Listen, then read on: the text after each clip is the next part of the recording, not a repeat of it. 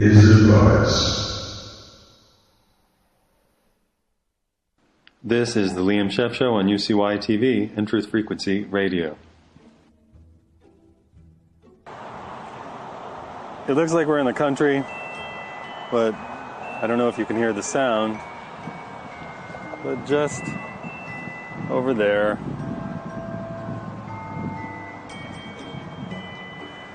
goes the endless roar of traffic. Wherever you are in America, there are cars. And cars bring us everything that we need. Trucks bring everything to stores where our cars go and bring it back home. This causes some of us a certain amount of concern and anxiety. I'm going to talk about that for a minute, and you can listen to the cars in the background to make my point. My name is Liam Scheff. My book is Official Stories. This is American Heretic. You can also go watch The Oil Alarm. What's the most important thing in the world? That's how I start my video, The Oil Alarm, on oil. Is it love? The people at Collective Evolution would like you to believe that love is the most important thing, and if we just invest enough in love, somehow we'll have enough to eat. Is it money? Well, money makes the world go round, but really the world goes around without us just fine, unless of course you live on the flat earth, in which case the world doesn't move at all, and somebody's just having a lot of fun at our expense. Who knows? Maybe it's the Rockefellers. For the rest of us, though, living on this swiftly tilting planet, spinning, spinning, spinning, going around the sun, the moon going around us, we've come to rely on something called food to get through the day, to power us so that we can have sufficient energy and enough material in our bowels to go to the bathroom at the end. We built toilets just as a kind of means of celebrating or honoring the god of feces, which plumbs our depths daily and nightly unless you're very unlucky, in which case I would suggest eating a little more oatmeal. You could eat a few ripe bananas, even a day. You chia seed and water, take, a quart of water and maybe 5-8 tablespoons of chia seed, a little lemon juice, you'll be fine. You'll be fine. Do that for 2 days in a row. You'll wonder what constipation is. Food is the most important thing in the world because it's what makes us move. But food comes from somewhere, and it doesn't just come from the field behind me, which is dry because California is dry. It comes from this little thing called the highway. Our food on average comes from 12 to 1,500 miles away. Some of our food comes from 3,500 miles away.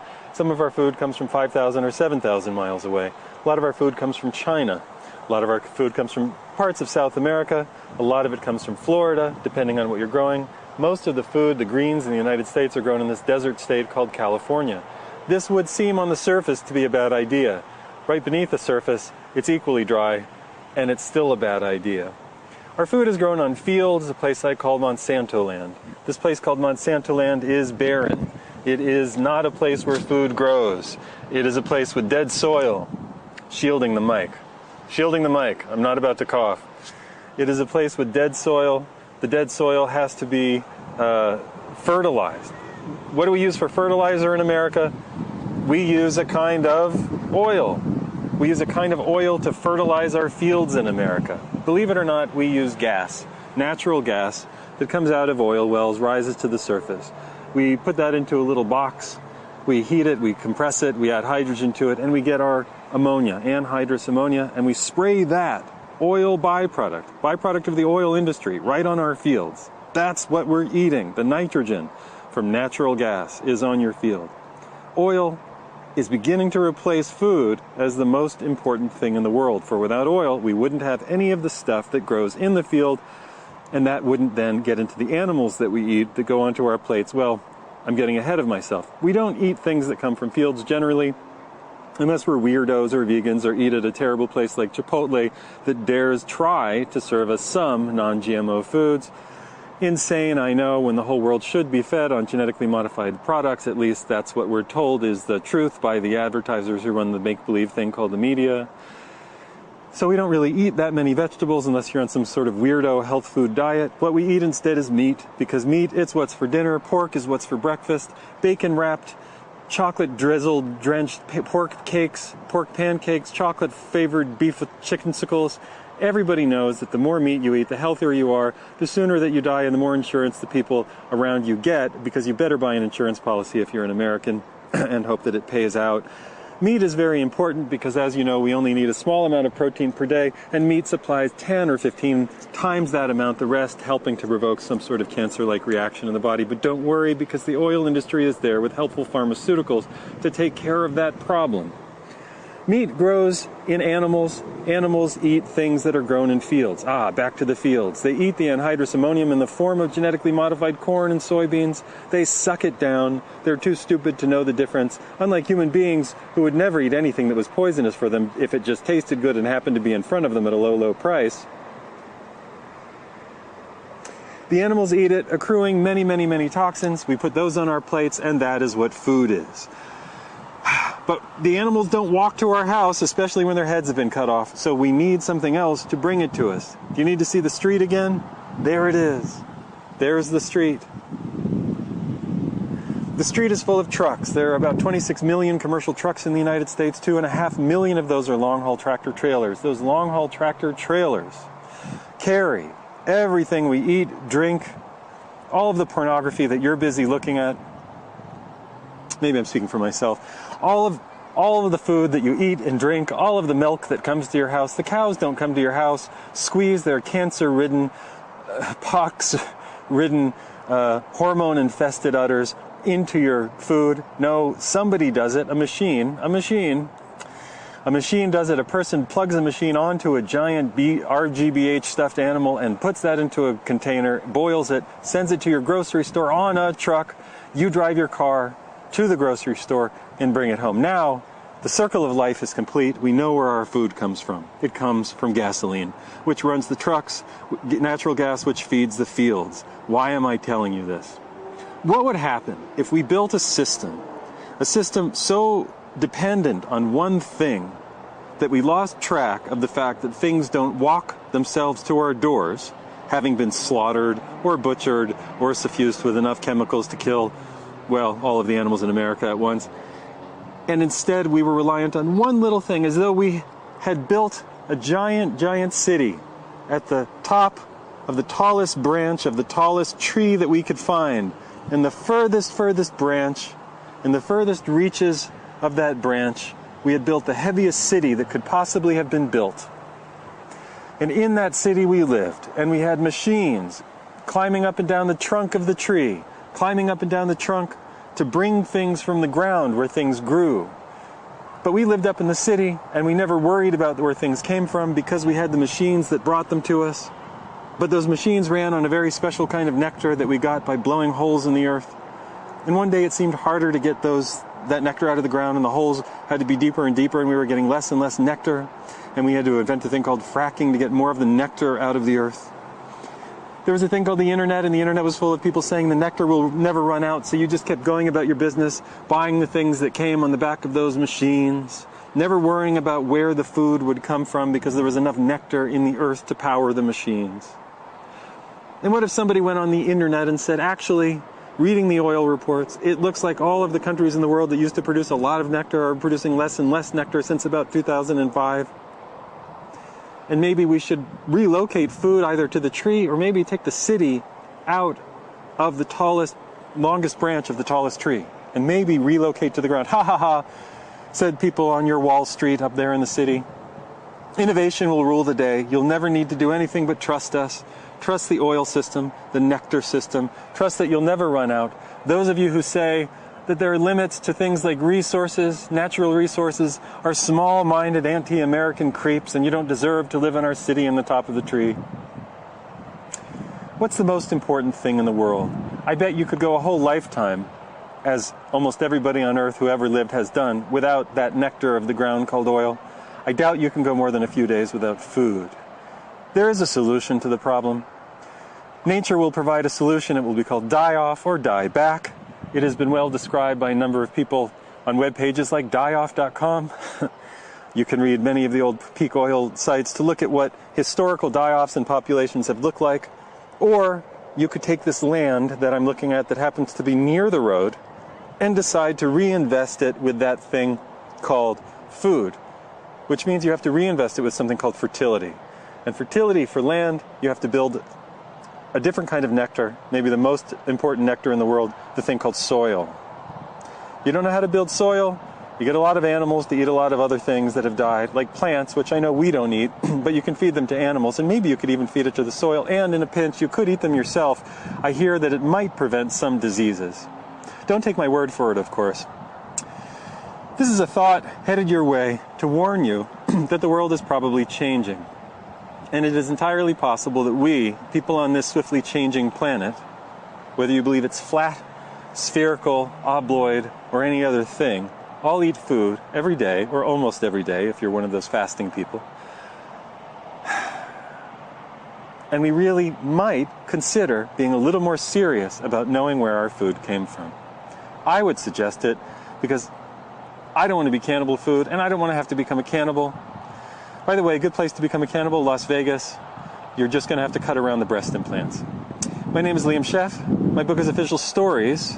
You can look up The Oil Alarm on YouTube. This is American Heretic. Put a couple dollars into the PayPal if you enjoy this message of ecological journalism.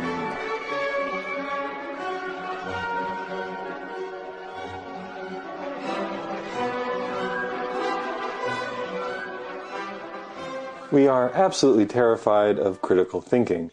Critical thinking is the thing that we apply without religious devotion to any science or story that we have been introduced to in order to test it, to see if it stands up to, well, basic questions.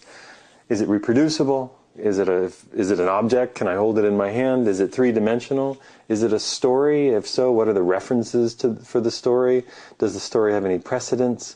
If it's a science, can I test it and prove it?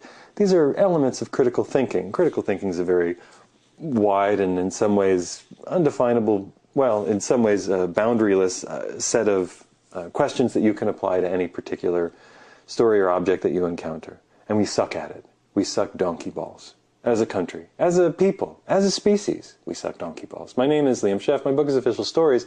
This is American Heretic. You may not think that you suck donkey balls, but you do. You suck donkey balls at critical thinking. I'll stop saying that. You suck some kind of balls when it comes to critical thinking. You do. You do. Because as good as you are at critical thinking about vaccines, you're very religious. As good as you are at criticizing religion, you know science is true. And you accept no counter-argument to the contrary. You'll take no comers when it comes to the question of whether science is true, because science is science and science is true. And of course religion has to be true on the other hand, because it is religion, and I was taught this when I was growing up. I find that we're terrified to embrace critical thinking when it comes to all fields. And it makes me an outlier. I mean, very much so. I'm very much on the outside. Because while I have a spiritual worldview, I don't subscribe to any particular religion, because religions are made up by people, and people are assholes. People are assholes with agendas. Their agendas tend to be to stay in power. People who control religions, like the people who ran the Roman Empire, who gave us many, many imperial pogroms, cleansings, taxations, weren't people who I trust with my inner emotional, spiritual life. The ancient Romans didn't know anything about, certainly the ancient Romans converting the world to Christianity by burning the libraries of the world didn't know anything about spirituality. They wanted to make sure that the armies would worship the emperor as a god, and they put that whole thing in place. But very religious people who've grown up with the collected, assembled fables of the ancient Jews combined, which are stories of the ancient Babylonians, Assyrians, Sumerians, then put into some sort of fluffy quiche with the Egyptian rising and dying gods with a little Mithras thrown in and a little undercoating of Dionysus in there. Plus the semi-spiritual Gnostic movements of, well, Egypt, the ancient Near East. We've decided that all of this is true and is not subject to critical thinking. Unless, of course, you're very scientific, in which case you can be very critical about religious thinking to a degree. But even the very scientific people are kind of afraid to really look at Mother Church and say, aren't you a late Roman fabrication meant to manage the pockets and the war interests of the population? If so, can I just not have my own idea of a spiritual universe? We're afraid to apply critical thinking equally, from the people who are absolutely adoring of science to the people who are absolutely adoring of religion. And it creates a huge donkey ball problem in America and the rest of Europe and everywhere in the world. Everywhere in the world where these battling, hypocritical, fable-ridden devices come along, one called absolute pure science and one called absolutely true-ish, we believe, we have faith, don't ask us any questions, religion, they turn people into idiots and morons. Total absolute belief in any system that you're afraid to test turns you into a moron. An idiot. You're a dupe. You're playing a dupe. I absolutely believe you. You have my faith. I believe you because I don't believe religion. I believe you, science, because I don't believe religion. You can make, therefore, ergo, everybody who is critical of vaccines is a criminal and is anti-science, and anti-science is the same as anti-truth. On the other hand, I believe because I have faith, because I was taught in a way that there was a magical Jew who did magical things. I don't really read the books because the books are very hard to read and don't make a lot of sense, and they sort of suck the faith right out of me, actually, when I actually read the books, because the books are crazy. Jeez, have you read these books? They're crazy. The sex and the fin and the mothers and the fathers and the assaults and the murder of all those people and all of that violent circumcision. Rape, rape, rape, murder, murder, murder. These books are crazy. Oh, but I have faith. I have faith. Actually, Part 2, the sequel, was supposed to erase all that bad stuff, so Part 2 is cool until he comes back with a flaming sword coming out of his mouth. But that's just for the some people who believe it. I believe in the Jesus who's nice. I believe in the Krishna who's nice, the nice Krishna Jesus guy.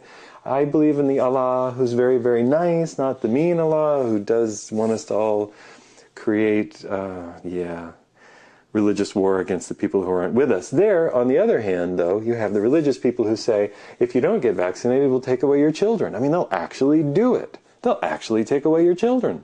If you don't give them this terrible, terrible life-ending drug, this AIDS drug, cancer drug, given that we don't know really anything about biology when we're talking about AIDS and cancer, we just sort of make it up and keep the thing stringing along, funding it to the tune of hundreds of billions of dollars, while we kill people, leave bodies in our wake, and claim victory for every dead person that we get.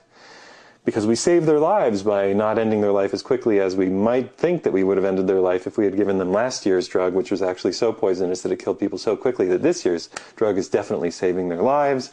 If you're in that camp of religion, you're an asshole. But if you're in that camp of religion, you're actually practicing eugenics. So people, on the other hand, religion, the Jesus, Allah, Krishna religion, have to say, I gotta believe in this, because didn't Jesus say something about being nice? Not really. You got to read the books, but don't read the books because the books will drive you crazy. If your critical thinking clicks in, and it will, you won't be able to help it, because when we encounter the actual words of things that people wrote down, we can't help but, like somebody doing a tax form and going, this doesn't make any fucking sense at all. They're just stealing from us. All right, fine, here's my money, render unto Caesar, all that kind of stuff. You know critically inside when you're being absolutely lied to. When you take the time to get beyond the words flying through the air. Government's your friend. Vote for Bernery. It doesn't matter who you vote for as long as you vote. Voting is good. They're wasting your time. Voting doesn't matter. Voting doesn't matter. It doesn't matter at all. They're going to do what they want to do. It's all an oil state. Don't you get it? Invest in your local community. Don't listen to those people saying invest in your local communities. They're communards. Don't do that. Haven't you read about the Paris Commune? It didn't end well. Don't do it. We don't apply critical thinking equally across the spectrum. If we did, we would not be afraid to say that Christianity was some bizarro world late Roman confabulation of every religion that came before it. We wouldn't be afraid to say it. We wouldn't have to think that some magical Jew came down and then went back and is coming again with the flaming sword and putting everybody in hock for a while. Or if you believe him at the time, I guess you'll be okay. Maybe. When do you have to convert? I'm not sure. What's the time schedule? Kirk Cameron knows. And then the devil goes to jail for 1,000 years. But that story isn't true. At least we don't believe it. We're reformed. We kind of believe to be nice to each other. Christmas, Xbox, etc., all those holidays. That's what it's all about, isn't it? More oil for more Xbox. Happy Christmas. Here's a chocolate egg. It's the rebirth of spring. Do you have peanut butter stuffed chocolate eggs? Because then I can get behind that a little bit, maybe. If you apply critical thinking to the insane world that both religion and science have built, right, then what do? Because then you have to pick very carefully from among the ruins. And you look at religion, Any religion that's been powerful enough, by the way, to take over the world is just politics. And you can quote me on that. One more time, any religion that's been powerful enough to take over the world is just politics. God, that's pretty good. I should write a book called that, something like that. Any religion that's been powerful enough to take over the world works on the level of psychology, to shame you, to make you terrified, to get you to be afraid that if you don't do what it says, you're going to a bad place. It's not spiritually uplifting unless you give into all the old fear. Oh my God, I got a little turned on. I must be a terrible person. Forgive me, Father. I was at work and somebody's skirt went like this and I got excited. Here's money. Here you go. I'll ask you no questions. I'm sure nothing bad can happen if I just put all you guys in charge. On the other hand, if you've all grown up and you've decided you're an atheist or very agnostic and you know that religion's probably not true, but you're not going to bang on it too much because it's very powerful and you don't want to make enemies, still, you know, it's probably myth, but you don't know because there are some moral guideposts in it, just like there are moral guidelines in any book that's ever been written by anybody, ever. Any book. Any book. Any book is as good as the Bible. Any book ever is as good as the Bible as a moral guidepost. For all the shit you have to ignore in the Bible to find the moral guiding points, well, we'll leave out the part about the raping and murdering and ethnic cleansing for God. Yeah. Just take Dickens. Just take Dickens. You don't have to leave all that stuff out. The moral guidelines are there. Take Austen. Very nice. Girls will get long-suffering guys who really learn to speak their language. It's the Jane Austen world. It's nice, it's okay, it's not real.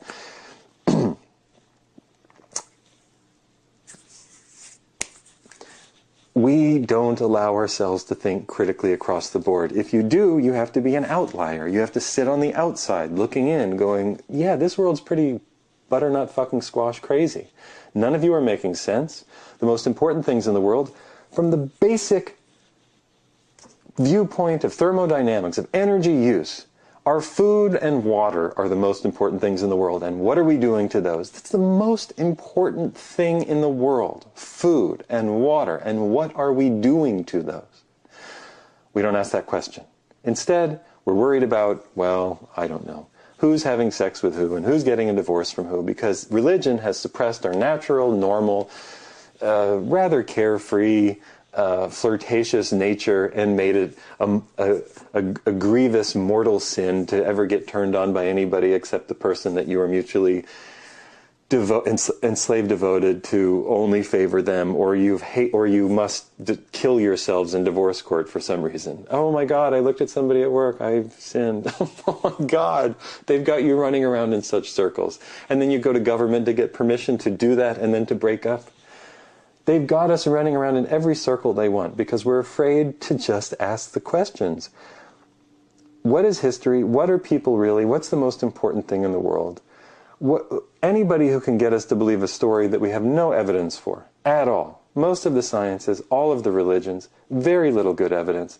Anybody who can get us to believe that by believing these we're somehow either a good person or a bad person is a fucking asshole. And it's a group of assholes. It's institutionalized assholism.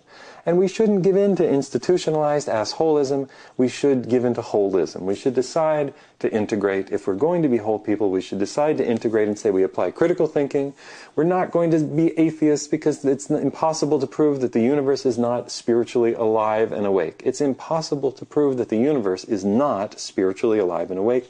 In fact, all of the reasonable evidence says that the universe is spiritually alive and awake because we're here. We're almost evidence that the universe manifests us to look at the universe, to look at itself. You could say the universe is slightly narcissistic or just very curious. Maybe the universe wants to interact with itself. There's an old Taoist Hindu idea put forward without all the accompanying need to worship all the gods in the various days and sacrifice this, that, and the other to Allah, Buddha, Yahweh, Trump. My name is Liam Scheff.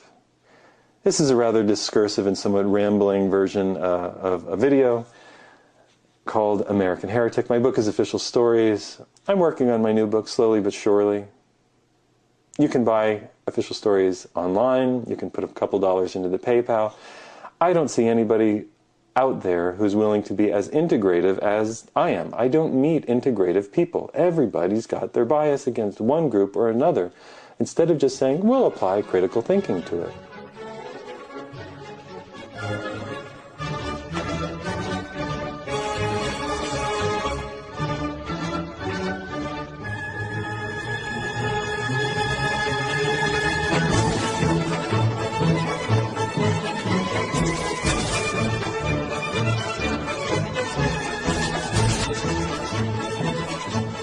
First, America has a concept of sex that only Sigmund Freud could love.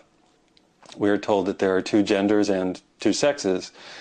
This sounds logical, but there are very few peoples of the world historically who would have understood that to be correct. There has never been a perfect culture, so those of you at Collective Evolution looking for the example of that perfect culture that did it all right can keep typing. That said, most cultures throughout human history have understood the variety of sexual expression and gender expression, that there's some fluidity, that there, to quote one of the Native American ideas, there are men with men's souls and women with women's souls and women with men's souls and men with women's souls. And just in that little four-part diagram, you can understand life so much more complexly than you can in the Marlboro Man and please shut up and bake me a pie woman. Very few people are comfortable in those roles. I don't really know anybody who's entirely comfortable in those roles, even if they bear a superficial passing resemblance on the outside. So, let's first dispense with the idea of an American sense of gender identity. It doesn't really exist. To make it more interesting and more fluid, let's talk about yin and yang, the masculine and feminine energies of the universe, not the male and the female, not just the lingam and the yoni, to talk about it that way, but the actual male and female essences, that of action, of heat, of penetration, that of coolness, of damp, of acceptance and fertility, that these things exist in varying quantities and qualities at various levels in both men and women. Therefore, men can be nurturing and loving, and women can be driving and business-oriented and horrible monsters, just like men. We see that when we see women running for office, for example, they instinctively take on the patterned behavior of what we consider to be men, but is really the yang characteristic of driving, having no sympathy or empathy. That's why Hillary Clinton took out her, huge wang and said that she would drop a nuclear bomb on anybody who gave a dirty look at the falafel factory or something. I think Israel, don't look at them dirty or I'll kill you, we'll kill you all, because she is hyper exaggerating her masculine, her yang energy so that she can appeal to what she considers Americans. I'm sure she didn't always have these opinions. Once upon a time when she was a person, she probably recognized the female soul within herself as well. That's of course long dead. That's a different story. Brave. So are we brave in America when we, instead of accepting a little bit of gender fluidity inside of the vessels that the Lord Krishna, Vishnu, and Shiva, that's what I'm going with. I don't have a right to say that? Fuck off. The Lords Krishna, Vishnu, and Shiva, and Brahma have given us. It's a free country, isn't it? I'm allowed to. The Lords of the universe, the creators of all, Starbuck and Apollo, whatever you believe is out there, manifest us, we manifest out of, and we are in these forms. Imperfect, too fuzzy, not enough hair here, too much hair, problems everywhere. Here we are. This is what we are. Now, if I have a very female day, very feminine day, and I just feel like curling up and watching a lot of Sex and the City, do I have to call Bruce and find his doctor and get Botox, or can I just watch Sex and the City? I enjoy Sex and the City. Does Hillary Clinton enjoy Sex and the City? Probably not anymore. I picture her to be kind of a Samantha, but with a larger penis. Sorry, off topic. Brave. Are we brave in America for being surgical about our misunderstanding of gender identity? Damn it. So when Bruce comes out, painted, still wanting to have sex with girls, still with his penis, wanting to be a girl, does it have to be brave? Couldn't it have been a little more private? Isn't the fun to be had in his own life? It is a him, by the way, not a her. And no matter what you do, even if you cut something off or tie something on, the biology screaming on the inside will be him. Now, Americans will say, no, what if he identifies as a her on the inside? You're not listening to what I'm saying. We all identify as a her on the inside. I can imagine what it's like to be a girl and enjoy damn, I'm not going to be able to get through this. I can imagine what it's like to be a girl and enjoy a good throttling with a big, hefty I'm trying. I can imagine. Maybe it's not, but I can imagine. All right, maybe I just lost the audience on that one. Oh, this was going so well. I can imagine what it's like to be in my female self. I can imagine what it's like to be a very aggressive male. I'm not a very aggressive male. I'm a male. I'm somewhere on the in-betweens. I can imagine, but I do have a very strong female self. I have a very loving, compassionate self. I have such a caring self that I've sometimes, I swear, gotten into relationships because I was worried about somebody, you know? I wasn't even looking after my own well-being. They call that codependence sometimes. But what I'm saying is, don't we all have a female soul and a male soul? Don't we all have a part of us that is in the feminine and a part, that's in the masculine? I'm overly caffeinated. All right, I'll be right back.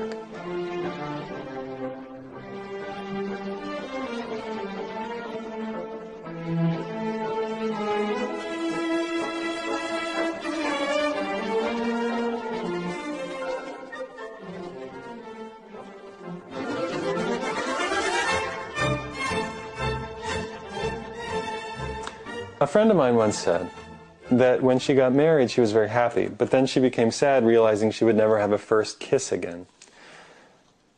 I think she's now reconsidering that and thinking that life may be a more open prospect. I won't speak for her, I'll speak for myself. I think it's possible to have the excitement of first kisses throughout life if you remember that you're human, that the Christian church is an invention of the mind of the Roman Empire, that people have never been monogamous so much as they've been tribal, and quite loyal to their tribe, by the way, and that we are, by nature, a flirtatious, affectionate species. If you can remember those things, including that loyalty concept to tribe, I think that you can enjoy yourself your whole life long if you are a grown-up. Now, in America, being a grown-up almost doesn't exist. You have to be so far on the outside of what's considered to be a good American to be a grown-up. Well, that's what we're going to talk about. My name's Liam Scheff. My book is Official Stories. My other book is The Truth About Love. I'm working on my third book right now. This is American Heretic, funded by you. If you like what you hear or it raises interesting questions in your mind, put a couple dollars into the PayPal to thank me for sharing the thoughts with you. Now, when I was young, as I've said in previous episodes, I went through what is in the Guinness Book of World Records recorded as the most bloody, needlessly violent divorce of 1973 through 9. So I know of what I speak when I speak of people not getting along and not being grown up enough to just talk about it. I know of what I speak when I say it's not a good idea to run to the lawyers to let them sort it out for you, because you really will be left with nothing but a shitty apartment and nobody to share it with, and a total lack of love and a feeling that you're unloved, either as a woman or as the child, and as a father you'll probably feel like a total failure if you give in to the American system of divorce. If you're not getting along in a relationship, or even if you are, there are options available to you that are not discussed, that are not written to you, that are not there in the marriage contract, which asks a woman to be bonny at bed and at board, but asks a man simply to come home once in a while and throw a little bit of money on the table so there's food in the pot. The roles of marriage have always been defined medievally, and they are pretty Old Testament in quality and character. In the 70s, when my parents were divorced, concepts of women's liberation were really just coming into the mainstream. Alan Alda had not yet become a woman on the show MASH. He was still being something of a male. But at one point he did eventually cross over. I love Alan Alda. I'm just teasing. Alan Alda, by the way, was my adopted TV dad, because he resembles my dad, and I always appreciated seeing him there. Media does some good things. He was actually a good role model. He was so communicative. But the idea that women had rights was, it was still pretty dark ages in the 70s. And divorce, which was now accepted, was going to be bloody. Yes, there will be blood. That's what was understood about divorce in America. There are other ways to go about divorce. I've talked a little about those, but there are also ways to have exciting lives that don't require you to have a divorce. Most people's marriages are okay. They get through that early romantic period having, squeezed a lot of juice out of the lemons and limes and enjoyed it. And by squeezing a lot of juice, they end up with a kid or two or three. And that changes everything, because you're now not carefree. Your life is spent cleaning and working. working at a job to make money to make sure there's stuff to put in the pot at the end of the day, and we're back in that old medieval relationship. Men have always had people on the side. Women have fantasies, fantasy books, pen pal, lovers. The most brazen women occasionally take a lover. The women with the most sort of almost egotistically independent mind that says, look, I'm not going to die in this shell. I'm going to have a little bit of fun on the side. Now, if you think that that's totally abysmal, you should look at the Maasai tribe. They treat their women like animals. But the women, many or even most of the women, depending on who you read, have special friends because the husbands are so bad to them. They want somebody to talk pretty with, dirty, romantic, somebody to read a little poetry to them.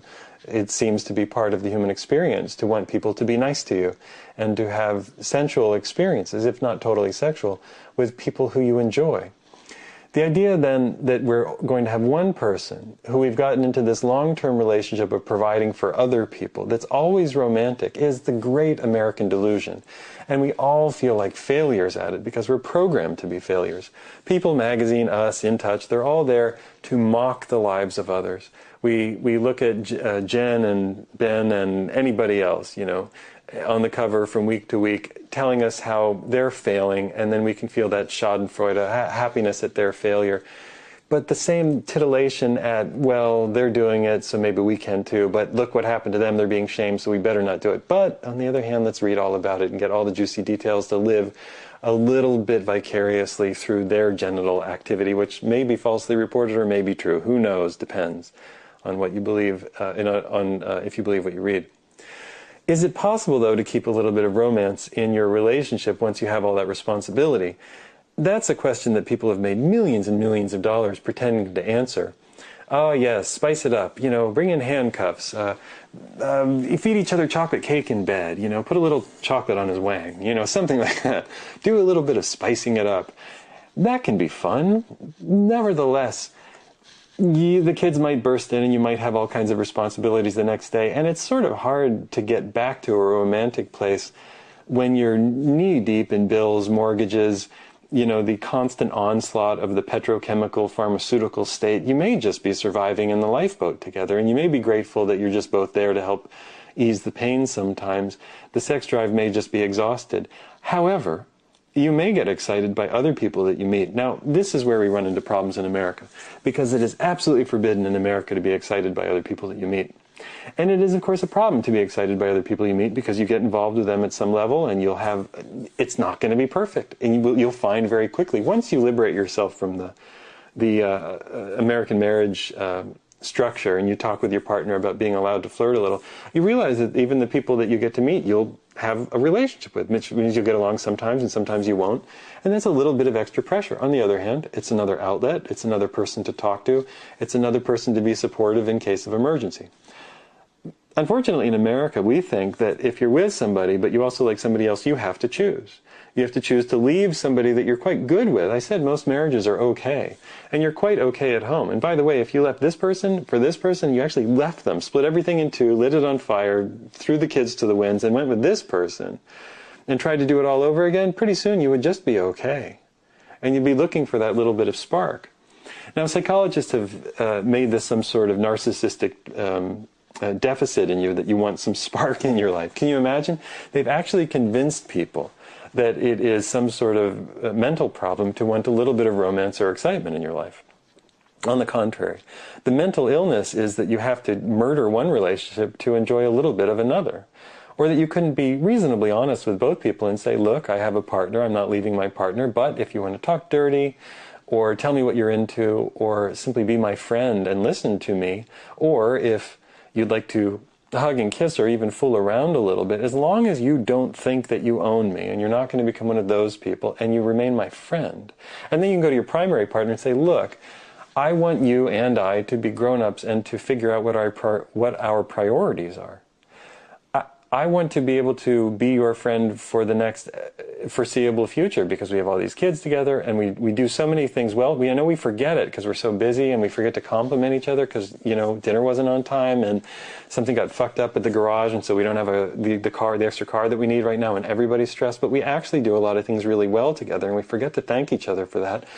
And one of the reasons we forget to thank each other for that is because we're so wound up in thinking that if we're not totally perfect with each other, then we have to get a divorce. But what if we didn't actually have to get a divorce if we weren't totally perfect, and we got to flirt a little on the outside? And you could go fool around a little bit here and there if you really wanted to. Just blow off some steam, it's fine. Have another friend to lean on so you're not such a grumpy puss all the time. Have another friend to lean on so you're not, you don't get so fucking periody and bitchy sometimes. Just find somebody else to lean on sometimes, to blow off a little steam and to listen to you. I know it's unfair that I said periody, but men get on their periods too. Sorry, I can't dig my way out of that. Write your angry letters here. Liam, it was unfair. I was with you all the way until you said we get period. You do get periody. You do. You do. So do men. Men get periody. We just don't actually bleed, but we do get weird. Men do get emotional, and we say we need time in the man cave. We don't need time in the man cave. We need time out to go and flirt and hang out with guys and girls and remember what it's like to be young at heart and young in spirit. And you know what? Women need the same fucking thing. We all, now I hear the hallelujahs and amens.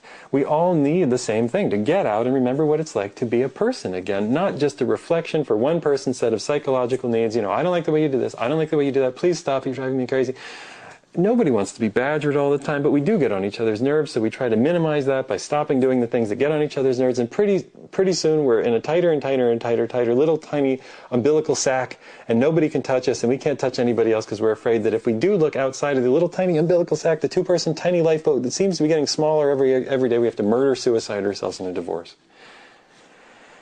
I'm not talking about couples that beat each other up physically, in which one person is a psychotic, sociopathic narcissist or something like that. Run, go get a divorce, fine. But besides that, or even if a narcissistic person could be convinced, hey, you don't have to be so narcissistic. If you want to go have a little fun, have a little fun. I'm going to have a little fun too, and we're going to remain loyal to the people in life but with us, namely the children. Make sure that they're fed, make sure they're clothed, make sure they're going to a good school, or we're homeschooling them well. Make sure we're not being total fucking cunty assholes, so their model of adult life isn't cunty assholedom. Now, you say, but aren't we supposed to stay together for the children? Well, there's another option. Instead of staying together for the children, thinking that lying to them all the time and being an example of duplicity and fake painted smiles and unhappiness is what they really need, perhaps you could be adults. It's hard to do, and I'm not mocking it, but you could be adults and say, hey, kids, Mom and Dad really are friends. We are always going to be wonderful, supportive friends, and you're never going to have anything to worry about. We're going to communicate with each other, and we are your parents, no matter what.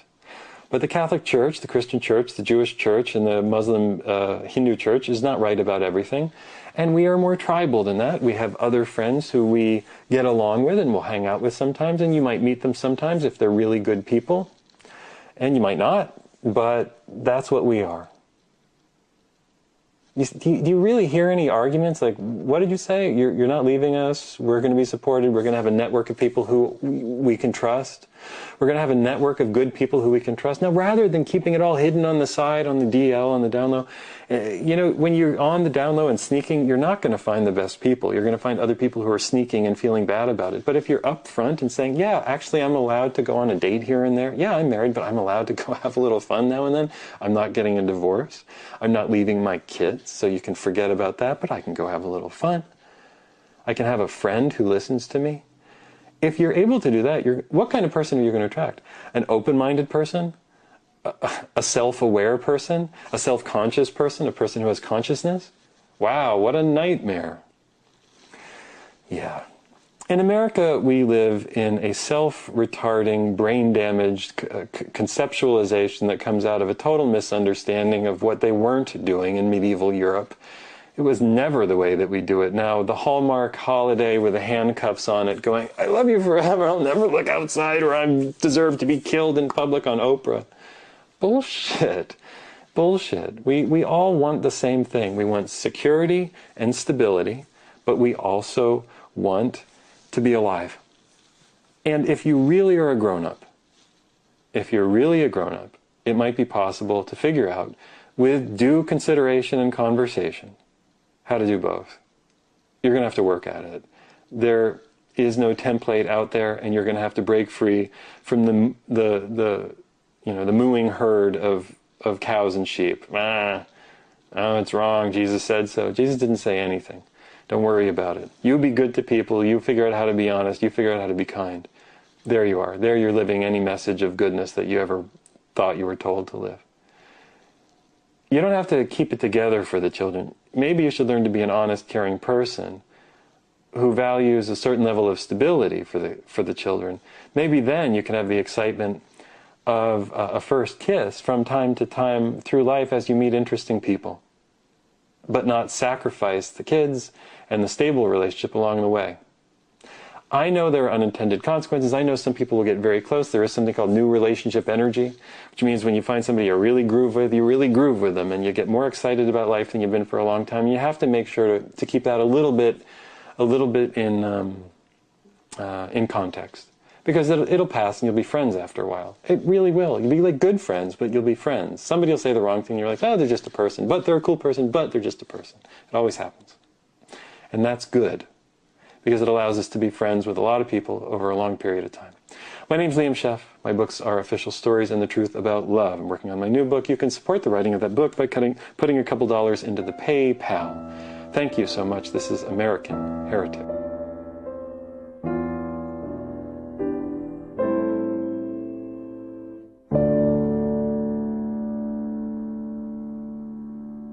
Something you don't hear people talk about very much in the alternative media as a point of criticism is video games. I don't know that there might be some, but many op-eds about video games on the Huffington Post. There certainly are about transgendered CO2 causing global warming or not causing global warming or something like that.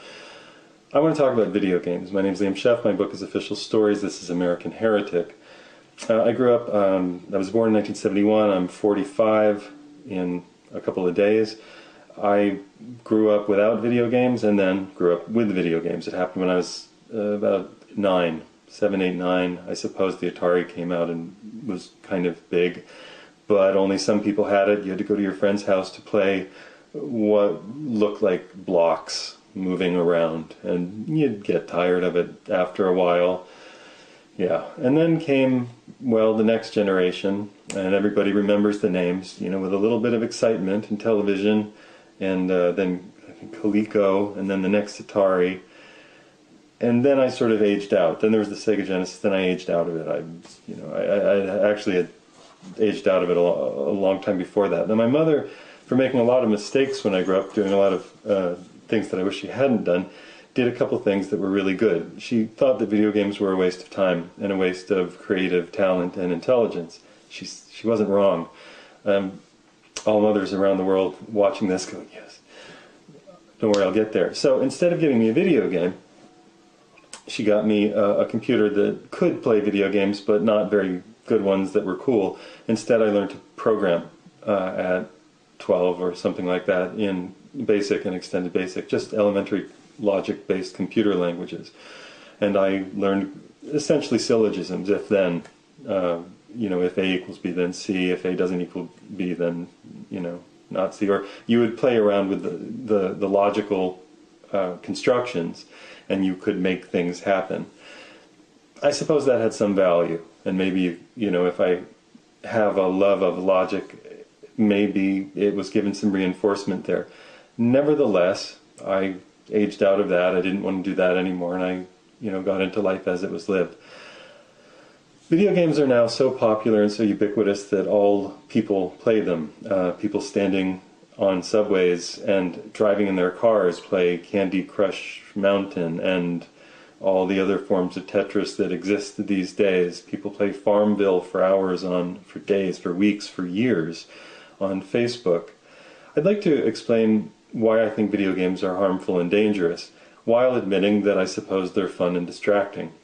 It is perhaps because they're fun and distracting that they're most harmful and dangerous. For if they were fun and distracting but not addictive, then we wouldn't really care. Or if they were harmful and dangerous but not fun, we wouldn't care because nobody would do them. But they hit that sweet spot, don't they, of distraction, of removing your mind from your body.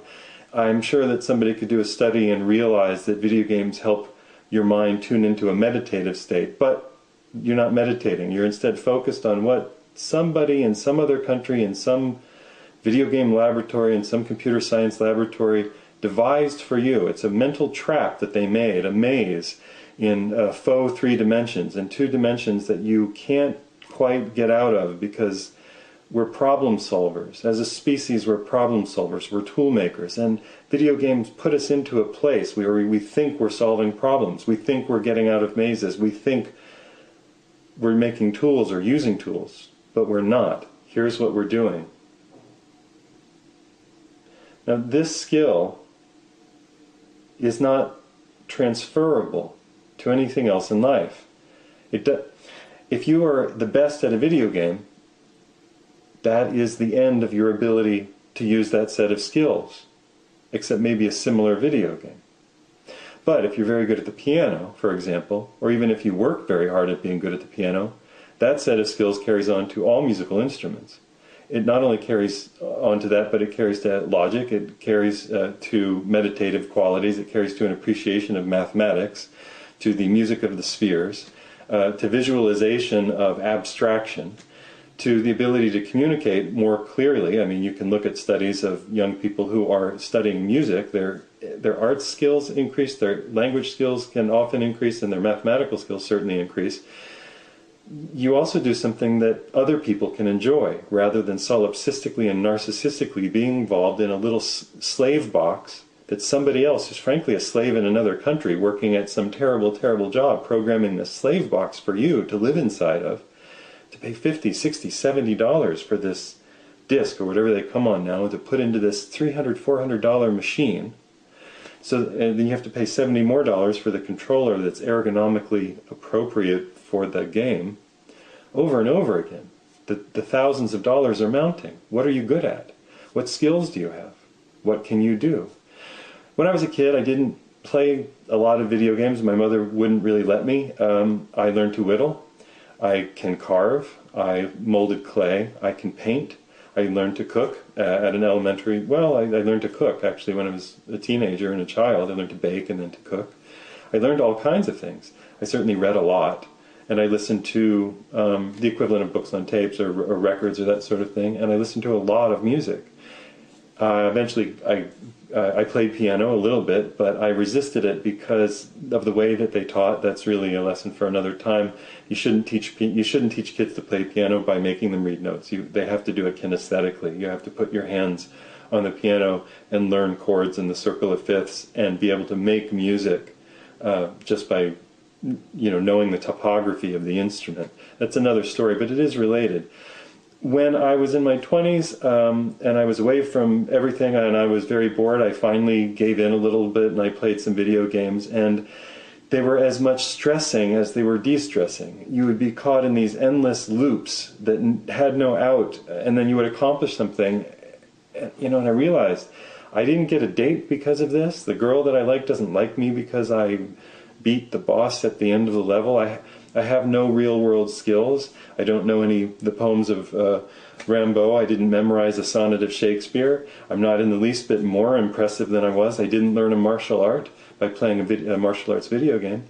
I learned martial arts to the degree that I know them by going and making myself take martial arts in my 20s.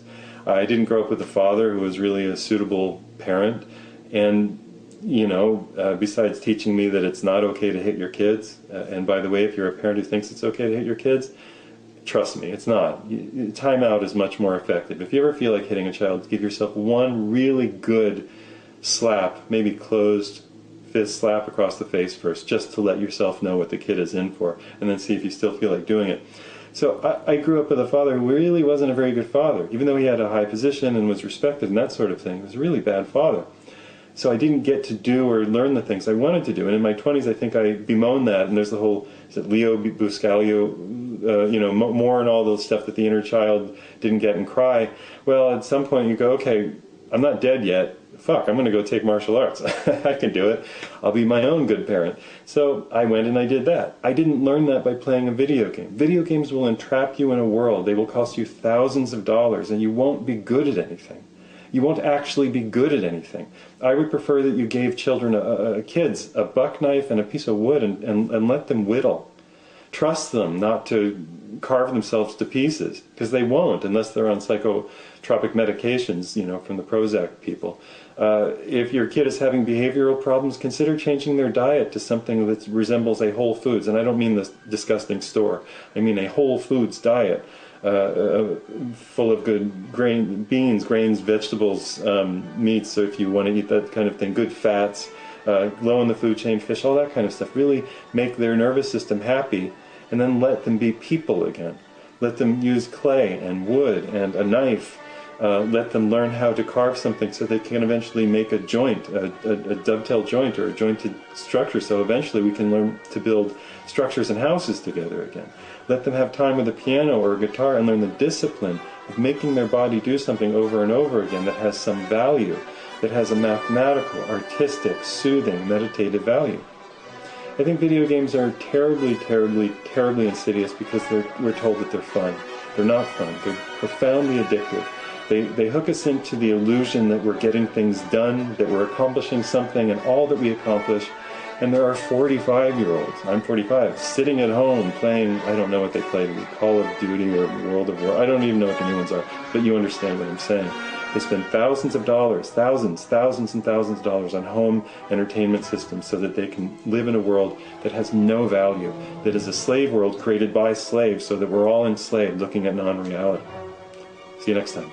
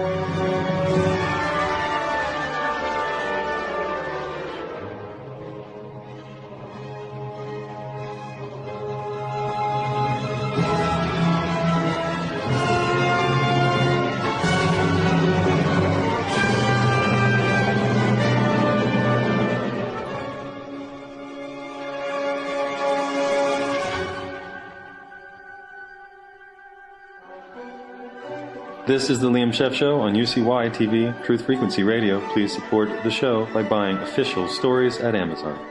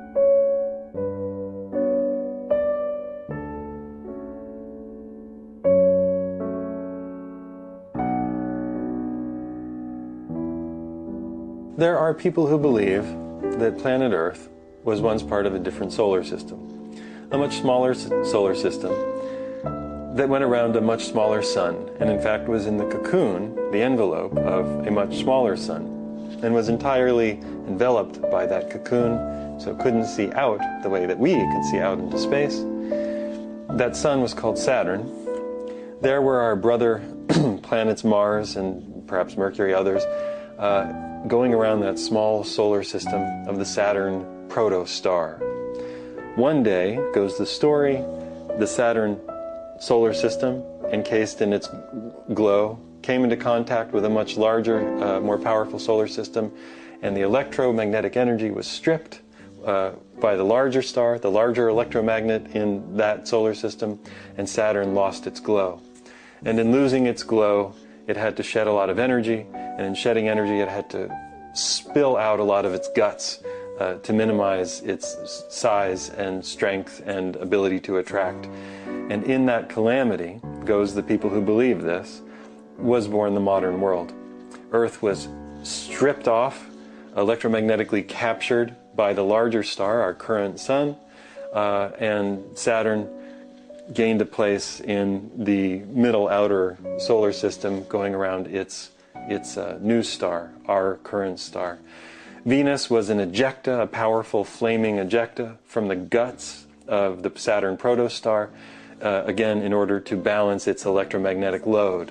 Venus and Mars and Earth performed a kind of celestial tango, moving around in their elliptical orbits, sometimes passing close to each other, and in that closeness, their electromagnetic envelopes touching, discharging massive plasma rays to each other, and carving up the face of Mars.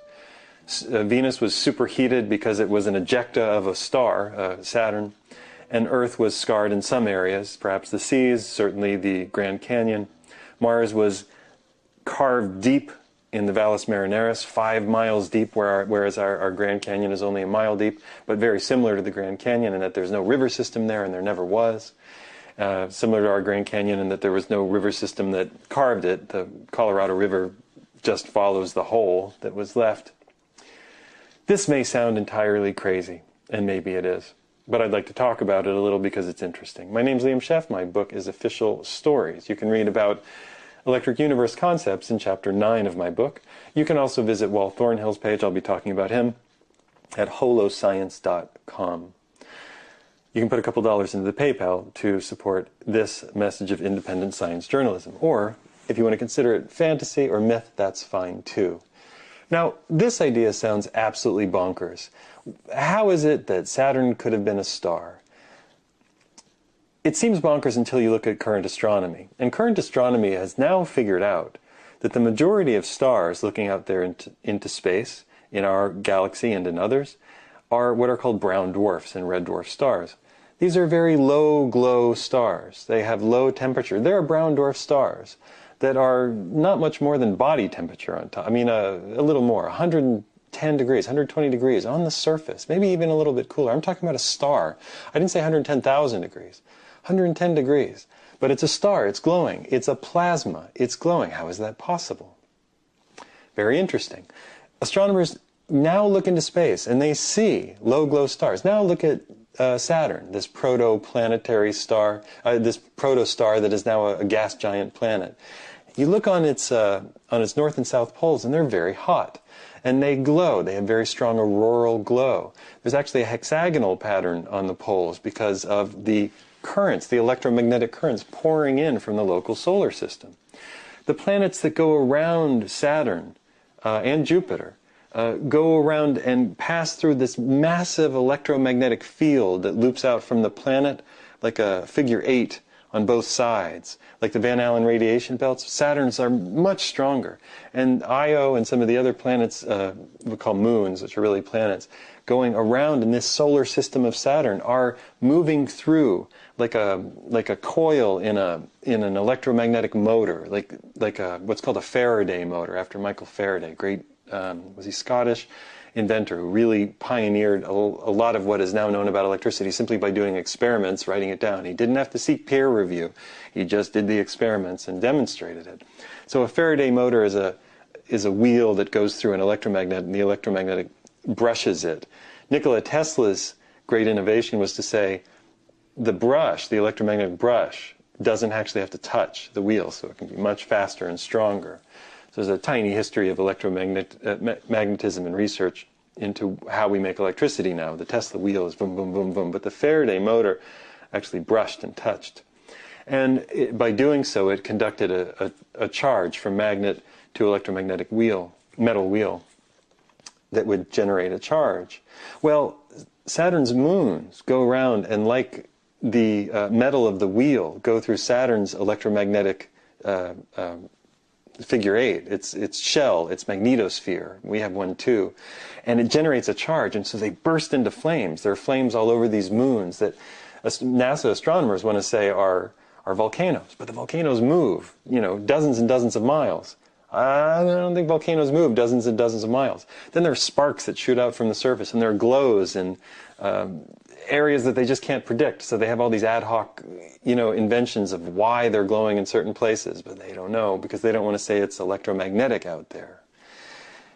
Saturn is so electromagnetically charged, as is Jupiter, with its electromagnetic storms that are thousands of Earths, in diameter, that go on for decades, that go on and on and on. A giant electromagnetic storm, the size of many, many, many, many, many, many, many planet Earths. Imagine that. This is all electromagnetic. These planets have inordinate, Jupiter has unexpected speed, and Saturn has unexpected heat. These gas giants, then, look very much like these brown dwarf stars, but these gas giant planets are in the greater cocoon of our star, and our star is so much larger and so much more powerful and electromagnetic pinch that it's just stripping the material of the entire solar circuit away from these late additions, Saturn, Jupiter, Uranus, Eurectum. Sorry. There are other ideas that would make you think that the planets in our solar system weren't where they always weren't where they always are, aren't where they always were. They have something called an axial tilt, and Earth and I want to say Mars and Saturn all are about the same. Venus is quite different.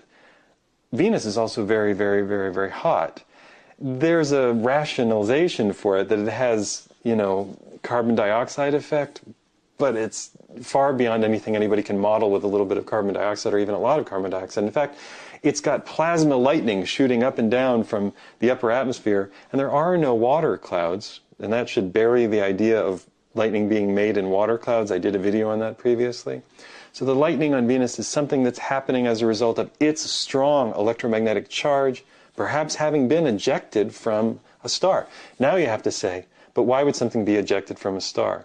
Now we look at our major star, the Sun. It's ejecting stuff all the time. Look at a brown dwarf and imagine that it is electrically unstable. And this is all Wal Thornhill stuff, coming through Ralph Jurgens and Hannes Alphen and Ralph Sansbury and others, whom Wal has internalized and sort of formed his own conceptualizations about, which I think are fascinating, often seem very testable. In fact, they're doing tests of an electric sun over there at the Sapphire Project. I recommend that you look that up at thunderbolts.info. So if a brown dwarf star is electrically unstable and it has a current coming in, it can do a number of things to adapt to its electrically unstable environment. It can expand, like a sail expanding and capturing more of the electromagnetic current to, if it's a very weak current, it will expand to try to capture more. If it's a very strong current, it will contract and glow brighter. Has this ever happened? Absolutely. Astronomers have seen stars contract, go brighter, brighter still, and they see a supernova explosion, and then they see two stars. They actually see a star, they don't want to admit what happened, but a star split into two because the electromagnetic energy coming into it was too strong for one to bear. So it splits, it increases its surface area, and is able to now handle the local electromagnetic current in the area. Have they seen stars get bigger? Yes, they have. Bigger and duller, because the larger they get, the weaker the plasma gets. Now, the plasma glow around something like a brown dwarf star is very low, very weak. I mentioned, and you can look this up online, there are stars that have been discovered that are not much more than 100 degrees. You could definitely fly a little planetoid through that with a little electromagnetic bubble around it and have life absolutely burst there in every quarter, in every quadrant. There would be no differentiation between the temperature at the poles and the temperature at the equator. Well, what do you find when you look at Earth and you look at the ancient, ancient fossil record of Earth? Well, you see giant ferns and giant trees in Antarctica, in the Arctic. You see tropical plants everywhere on the planet with no differentiation, as though the whole planet were bathed in the same kind of electromagnetic plasma warmth, warm glow of a brown dwarf or red dwarf star. Sounding a little less crazy. But of course, Carl Sagan mocked a man named Emanuel Velikovsky in Carl Sagan's long, boring series called Cosmos, which was almost entirely fiction, which I watched, and read the book dutifully when I was a kid, complete with its Big Bang fiction and its last perfect day on Earth fiction, all of their retelling of biblical Genesis, all of their recapitulation of old Babylonian, Assyrian, Egyptian myths, gussied up with a little bit of fake math. Yes, that's NASA astronomy, which is why there's a flat Earth movement, because NASA does lie all the time. They just don't lie about the Earth being flat. Just try to get it a little more right. Okay. So Carl Sagan ridiculed Emanuel Velikovsky, who said that the planets had passed by each other and had caused each other great harm. That Venus was Inanna and Ishtar of the sky. That Venus and Aphrodite had a fearsome Kali-like aspect, the thing that Dave Talbot talks about all the time in his work. And Velikovsky said that there's a reason that he predicted that Venus would be intensely hot. Unreasonably so. He predicted there would be radio signals, electromagnetic signals coming out of Saturn and Jupiter, I believe, one of the two. He predicted all of these things. And he was right, and nobody wants to credit him. But now, Carl Sagan, by the way, said it's impossible for a planet. Imagine Mars. You can look up the video. Imagine Mars going like this. Well, given the little that we know and understand, he should have said, about gravity, it would be impossible for planets to go out and then pass each other. They would just hit each other or not hit each other. What he didn't understand, and what Velikovsky didn't understand, what Walt Thornhill does understand, is that it's an electromagnetic universe. An electromagnetic capture is a much strong, increases the probability of being pulled into a much larger star hundreds-fold. It's no longer a probability game of Newtonian mechanics. You're being pulled in by an electromagnetic attractor. You're pulled in and then you're repelled at a certain point because the electromagnetic attraction force is also a repulsion force at a certain point. Planets passing each other won't bump into each other. They'll discharge electromagnetically. Each has an electromagnetic bubble sphere around them, and all that has to do is the bubble spheres have to hit for the planets to be ripped apart, not totally, but the surface. So you look at the Valles Marineris on Mars, 5 miles deep, no river, no body of water, no flowing water, carving all the channels at once or over time and then disappearing to nowhere, no alluvial plain, no dispensation of material from a once existing river. Does it sound like a river carved a 5-mile deep canyon that, looks like a great Lichtenberg lightning figure, like a great fractal figure? Does it? It doesn't to people who try to reason with it, who try to be rational about it. If you're stuck on an old story, you can make up anything you want. I suppose you can put a black hole there on Mars to suck away the atmosphere and dig the Valles Marineris. On the other hand, here on planet Earth, we have something very similar called the Grand Canyon, which researchers understand could not have been carved by a body of water going uphill and then somehow burrowing through the densest rock that could be found instead of doing what water would do, which was just, come over and not burrow through it, go through the weaker rock, go through the path of least resistance. Water doesn't flow uphill and it doesn't carve something like the Grand Canyon that has all of these tendrils coming in from the side. Lightning scars look like the Grand Canyon.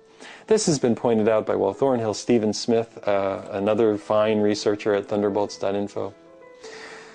We don't live in a universe that looks anything like the one that's described to us by NASA. And I think that does fuel the flat earth insaniacs, in their suppositions about a Sheol and all that kind of bullshit. But it really is an electromagnetic universe. And it's fascinating to look into it. I wrote chapter 9 of my book, chapters 8 on Darwinism, and chapters 10 on plate tectonics, and chapters 11, again, about a more electromagnetic version of evolution are all about it. So 8, 9, 10, and 11 of my book, Official Stories, will clue you into some of the problems with these greater sciences. The biological sciences are covered in chapters 5 and 6.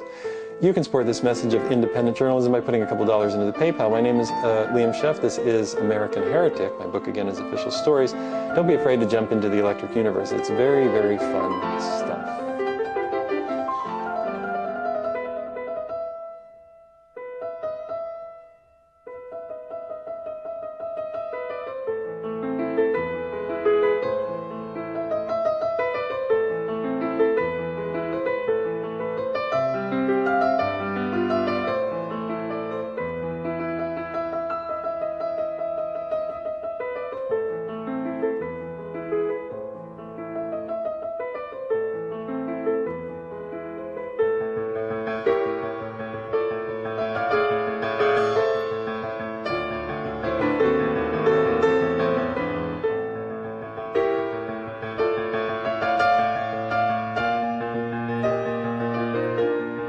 There are a number of issues that we don't talk about. They're never on the news, but they are the most significant for our health and well-being, and I'm going to talk about those a little bit.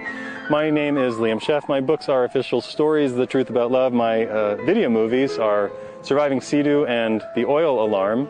This is American Heretic, sponsored and funded by you. Put a couple dollars into the PayPal. Thank you. Well, we look around the country, we worry about jobs, we worry about the economy. The economy is code word. Code word for what? Code word for the petroleum state. If there is a lot of oil, we have an economy, we can make the machines work. A barrel of oil is what we use every day. We use 19 or so million with an M, barrels of oil every day. 19 million. What do you use 19 million of? Using 19 million barrels of oil per day in the country gives us all about 150 to 200 energy slaves, people keeping us cool, making us warm, cooking our food, picking our food, planting our food, giving us our products, our textiles, our petroleum products, dragging everything to us so we don't have to go very far, powering the giant water buffalo that we ride in, the giant metal rhinoceros, like lemmings in tiny metal boxes, shiny metal boxes, driving around all the time to get something because we forgot it, and the cake that we're making really just needs that little dash of artificial lemon-flavored something or other from the Walmart, and it's still open because it's 24-hour America. Oil is what we use 19 million barrels of a day, so that we all have about 200, 150 energy slaves. If oil went down by half, we wouldn't have 75 energy slaves, we would have none, because to run an economy like this, the one that we live in, the one that is 24-hour delivery, constant, 365 day a year. Can we deliver on Sunday, please, says Amazon.com. Yes, you can, because I want it now. Can we have 2-day delivery? Yes, if you pay $100 a year, you can. Everything available whenever we want it because we have oil. In order to keep that running, we can't have 50% of the oil we have. If we had 50% of the oil we have, we'd all have to grow food locally. We'd have a few things that came in from far away on trains. We'd be living like it was the very early 1900s, or more likely the 1800s. If we had half of the oil, if we used half the oil per day, that would be about 9 or so million barrels of oil per day. We would all live locally, grow food locally, but we don't. We live as though we could afford to have 20 million, about 20 million barrels of oil per day. That is about 6 billion barrels of oil per year, all in one country. We use 20 million in this country alone. We use about 90 million per day in the world. That means that we use 2 out of 9, which is a significant percentage, somewhere over 20% of the oil used by 4% of the people. Americans, as you know, had it good, and we don't want to give it up, so we'll go to war with anybody under any false pretenses that we can, including blowing up buildings, so we can go into the Middle East where it happens to be a lot of oil. Also, some people whose parents we kill with radioactive material who then say that they hate us. Big surprise. We don't want to give up the American way of life. We use 19 million barrels of oil a day. 1 barrel of oil is worth 5.8 million British thermal units.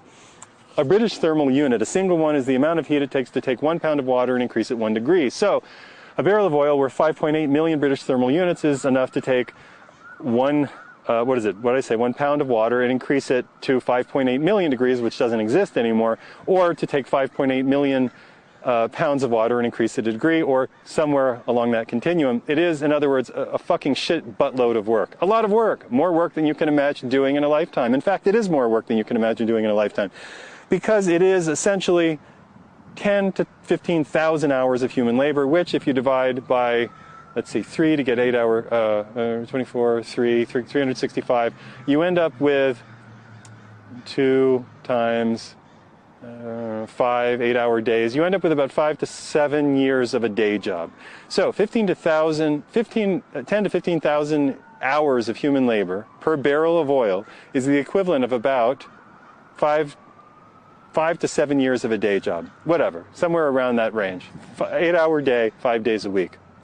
Okay, now take that and multiply it by 19 or 20 to make it easier. Let's call it 5 years at the low end. 5 years of a day job times 20 million is, that's right, 100 million years of labor at a day job. Every year in the United States, all of the UPS, FedEx, and every other kind of truck that runs around ends up doing about 100 million years of work. That's 5 years of work times 20 million barrels. That's barrel years. We're doing about 100 million barrel years of work in the Roman Empire, in the Greek city-states, in the Babylonian and Assyrian empires. Under Alexander, under the long marches, on our feet, we're doing 100 million years of work, making airplanes go through the sky. Hundreds and hundreds and hundreds and hundreds per day. There are no amount of Egyptian slaves or any other kind of people doing any kind of work that could ever put something through the air at 600 miles per hour so that we can get our new Blu-ray set of The Force Awakens just in time at the Target because we want it in 24 hours, not 72, or in 5 days.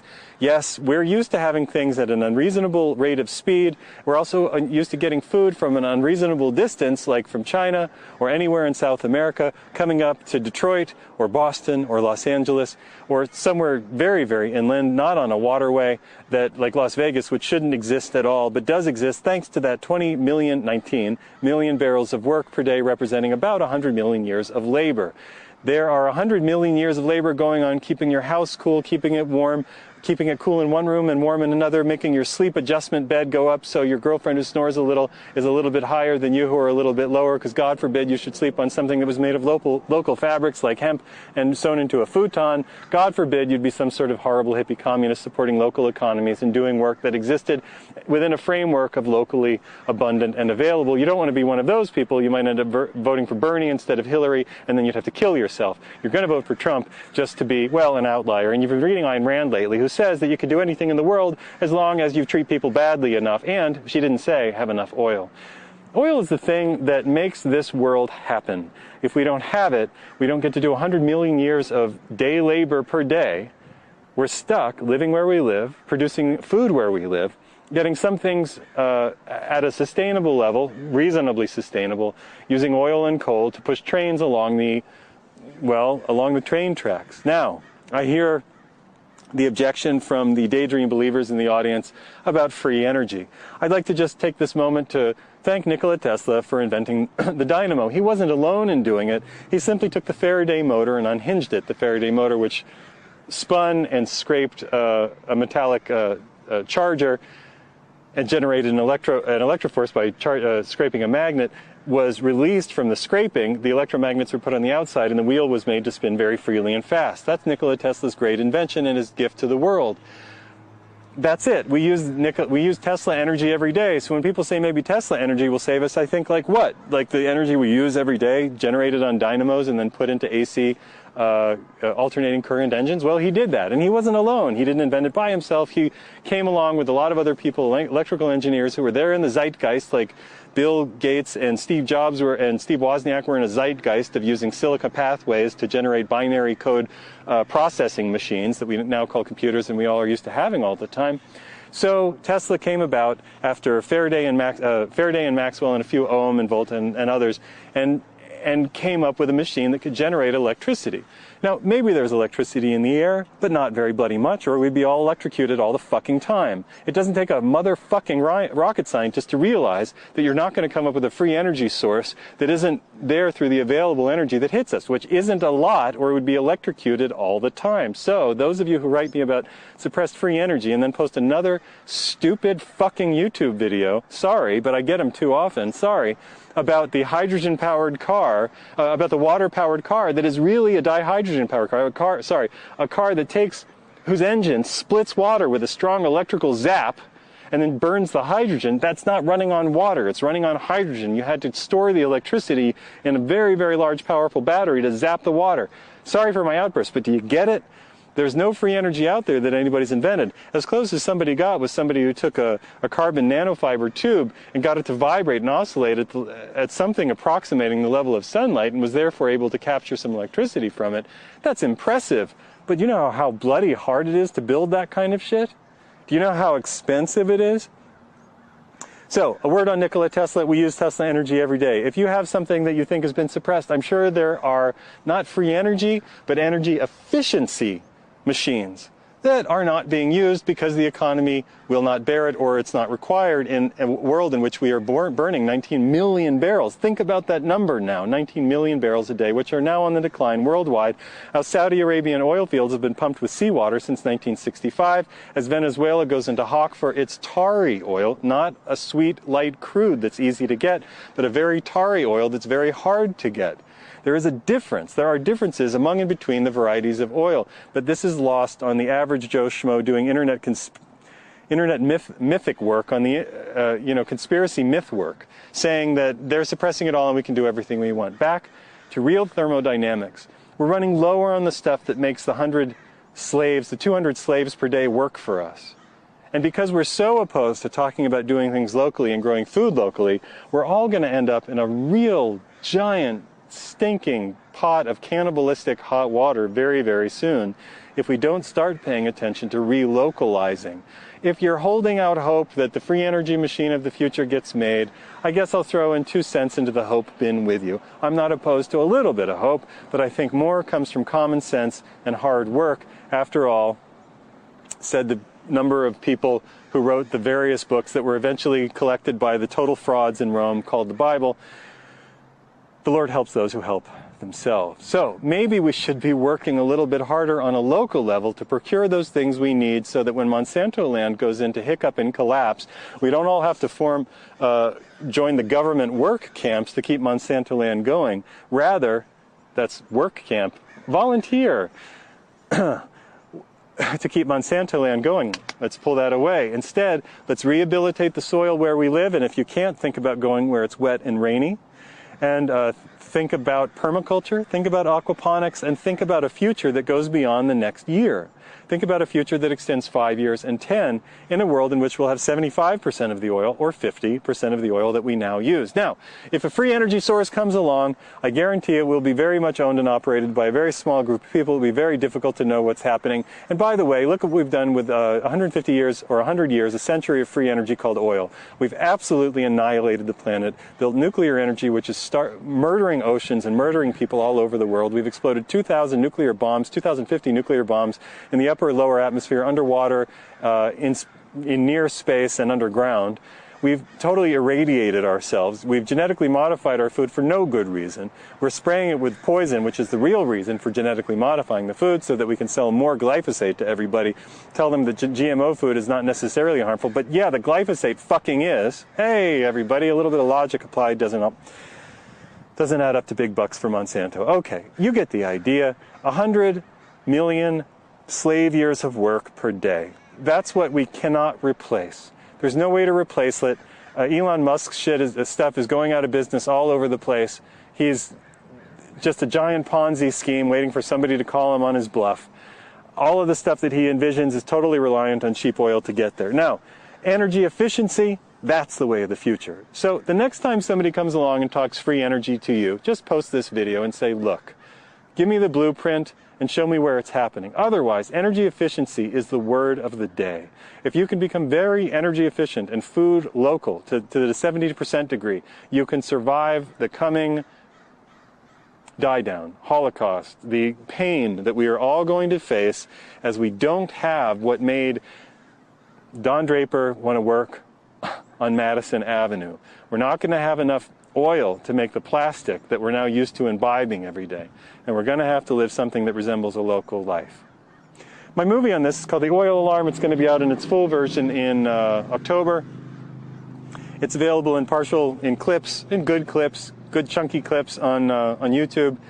My books are Official Stories, which does talk a little about the oil state and 9/11, the reason that we had to go into the Middle East. And it does talk about the electric universe. I might mention Tesla here or there. Mostly, though, it's about what's wrong with the sciences, the arts, like Shakespeare, like English, and the biological sciences, too, also with American history. My other book is The Truth About Love, which asks questions about the nature of our species in a whimsical way. It's not nearly so heavy. This is American Heretic. Please support this message of independent research. Time spent pulling the details out of 100 other sites, 100 other sites, and bringing them to you in a distilled form so that you can take away a more clear message about what is probably coming, which is not a great NIH CDC promised holocaust of a Zika virus, but is rather a low-energy society in which a lot of people can starve very quickly because we haven't heeded the warning of outliers saying it's time to grow food again.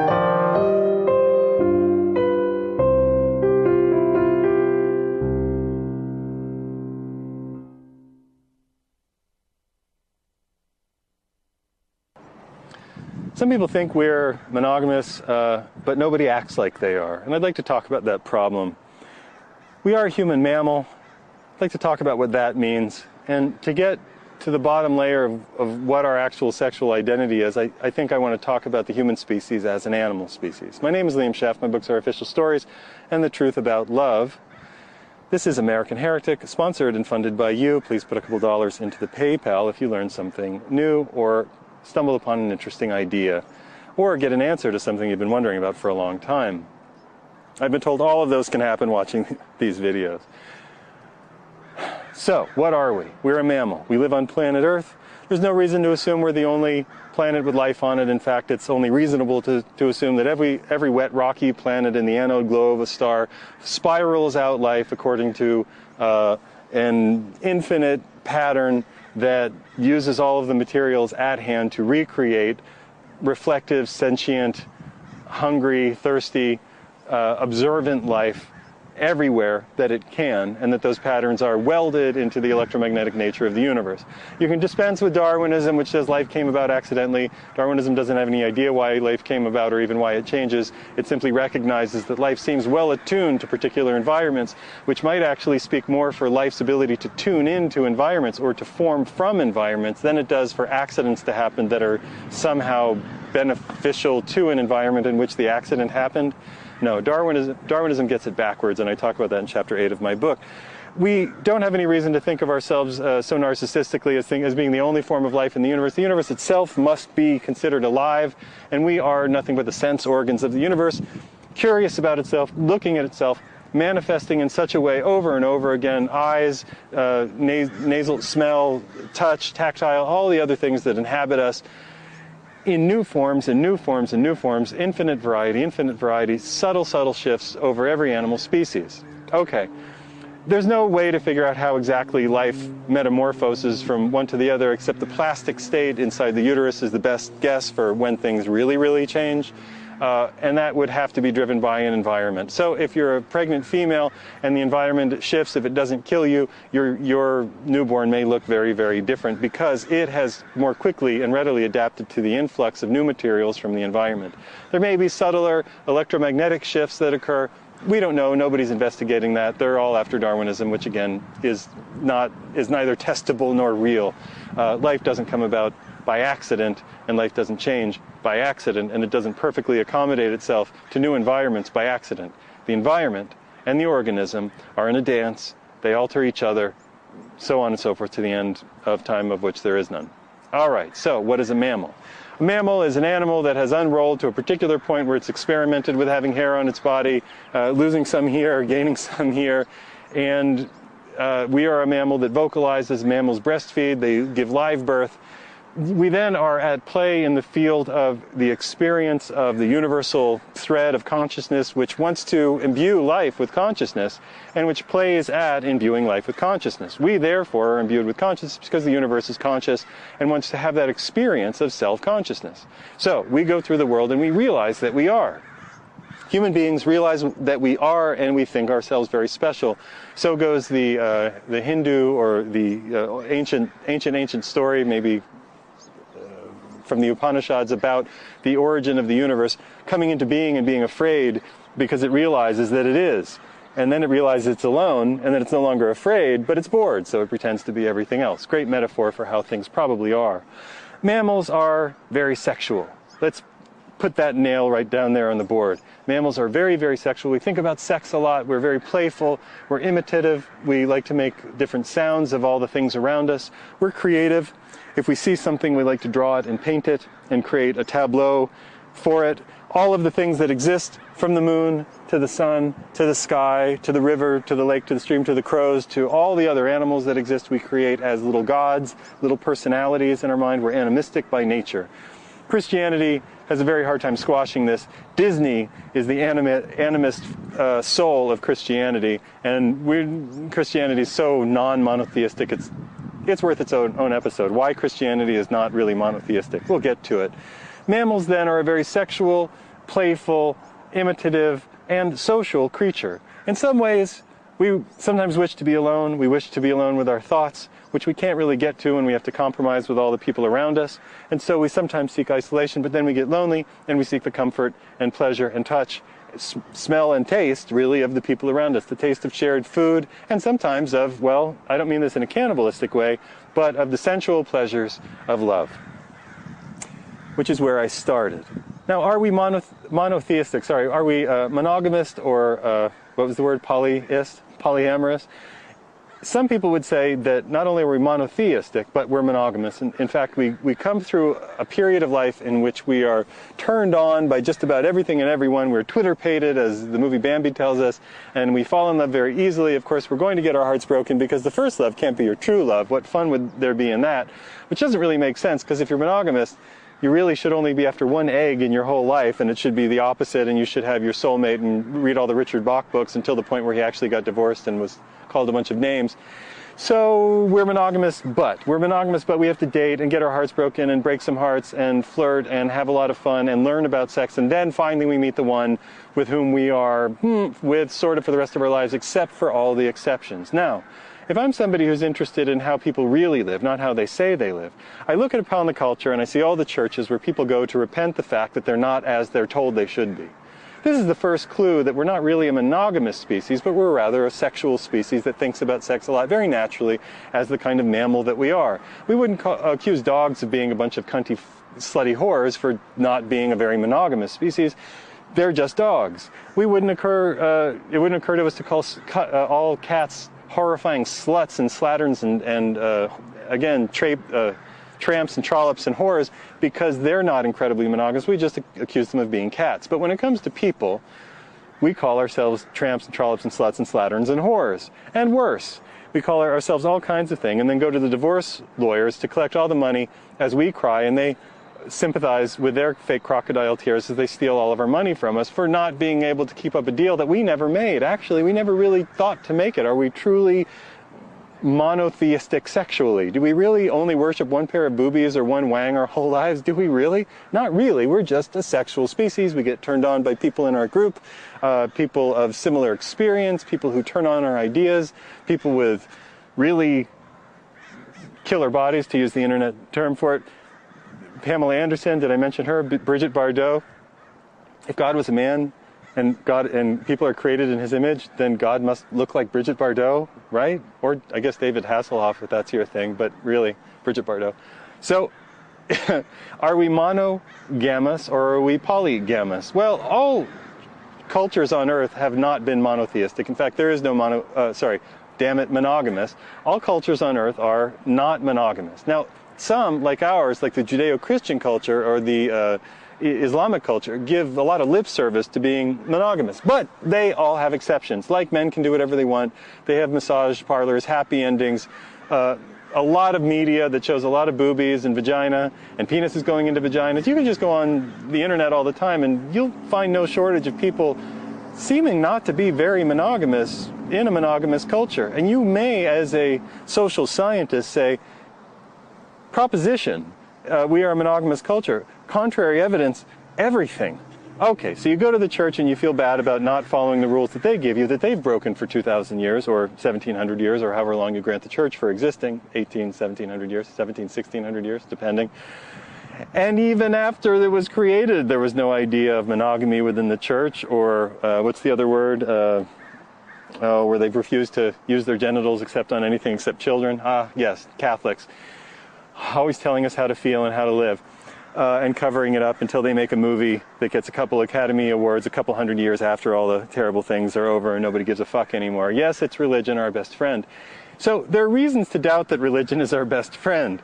We adults aren't allowed to go out into the world and proclaim ourselves a sexual species who enjoys the company of other people in our peer group who excite us, who excite our minds, who excite our hearts, and who excite our bodies. But the church is there to tell us how to live and what to feel bad about and where to put all the coins when we do what they've always told us not to do when they've been doing far worse. The social scientist begs the question, this doesn't seem very accurate. Now, beyond the church, we have the state. The state tells us also that we're allowed to have sex and get married. The state tells us we can have as much sex as we want, really, as long as we put latex on ourselves, sort of, or at least you say that it's a good idea for gay people to do, but you do what you want in the college dorms. Just, that's your business until you get married, at which point it becomes the state's business. Now, after you get married, according to the state, you can do whatever you want, but you have to pay them when it all goes to shit.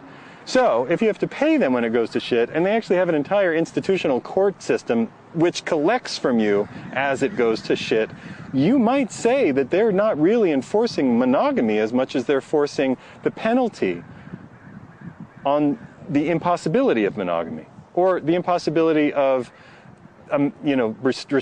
restraining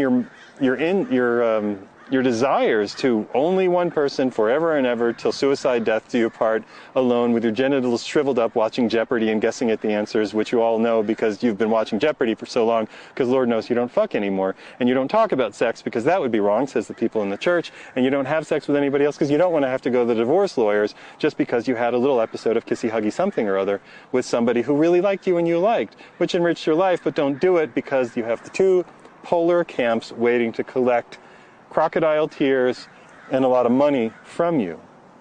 Are we a monogamous species? You can try to be monogamous, but your mind will betray you all the time. When Pamela Anderson or Bridget Bardot or David Hasselhoff walk down the street and you in one way or another go swing for whatever turns you on, you've broken your vow of mental chastity. You can't control that. You can wear a hair shirt and be like a John the Baptist fellow and just make your life acrimonious to itself. You can hate yourself as much as possible for having a sex drive, or you can do what most Americans do, which is become befuddled hypocrites. You can just become a befuddled hypocrite, clucking your tongue at People magazine, or watching a lot of HBO and Netflix and Showtime, which is just just fucking on television. What was Californication? Honestly, really? Culturally enriching? Maybe a little, not really. It was the truth about the way some people live and about the way a lot of people kind of in their fantasies wish they could live. Of course, when you liberate yourself to admit that you're a sexual person, you definitely don't want to go around fucking everybody, because fucking is special. Fucking is what you reserve for somebody or the few somebodies in life who you end up really caring about and you want to have that deeper connection with. Fucking isn't something that you throw away at the bar. Making out, you can throw away at the bar. The blowjob, maybe go give away at the bar, maybe. I would do an inspection first, make sure there are no special bumps or scuff marks that don't go away. A little oral sex there is here and there is maybe something that you can give away at the bar or with a not intensely personal friend, but that's up to you. That's really up to you. What I'm saying, though, is that we should have I know I lost a lot of you with that last bit, but tell the truth. Fucking is a little bit special. It should be a little bit special. Penetrative sex should be a little bit special. And maybe the church should just say, penetrative sex should be a little bit special, not in the least because you can have a kid, and then you're really in hawk for a long time. And maybe the courts should say, you don't have to get a divorce just because you find somebody else attractive, and if you make out with somebody, you probably go home hornier and, want to fuck better as a result of having your hormones turned back on because Lord knows they've been turned off for years because you've shut them off at home. You've shut them off on the outside, so they automatically get shut off at home, which is a terrible problem of trying to behave as though you only have sexual interest in one person who you've sort of lost interest in because he's gained 60 pounds, and it's not his fault. He is stressed, and he does have that thyroid condition now as a result of bowling too much and eating a lot of hamburgers. Nevertheless, you're going to try to put in your wifely/husbandly duty and just give it a go around once in a while, and no wonder your sex drive isn't very high. But maybe it would be higher, but you shut it down on the outside because you feel so ashamed if you manage to show any slight indication to the partner who you're with, who you're maybe still into, but you sort of forgot because you have so many bills to pay and so many plans on the boiler that you all have to accomplish before the next bill cycle comes along, before the kids end up in college. You got so much to do so often. How do you have time to think about each other sexually anymore? Well, the answer is probably to flirt more. Probably. At least researchers have found that people who flirt more, have a kiss and a cuddle here and there, are much more turned on at home and have better sex lives. Of course, you'd have to get out of your mind that you're going to go to the state to get them to rip apart your possessions and give half to so-and-so and half to the lawyers, light the other half on fire and cry about the wounds, or go to the church and actually ask the pedophile priests and popes who've made it okay to abuse and hate and murder and create pogroms and civil wars and strifes and crusades against each other for a couple thousand years. Instead of going to them for permission to be a person, maybe it's time to get a little more modern and try to read a little bit about human psychology or anthropology or, anything like that that ends with an ology and doesn't begin with "give us all your money." These are ideas, these are thoughts on the question of monogamy versus, a more human level sexuality. My name is Liam Scheff. My books are Official Stories and the Truth About Love. If you enjoyed this message, please put a couple dollars into the PayPal. Really, if this stimulates your life or your mind, put a couple dollars in with my thanks. See you then. Then being next time. Also then. Also next time. Where's the stop button?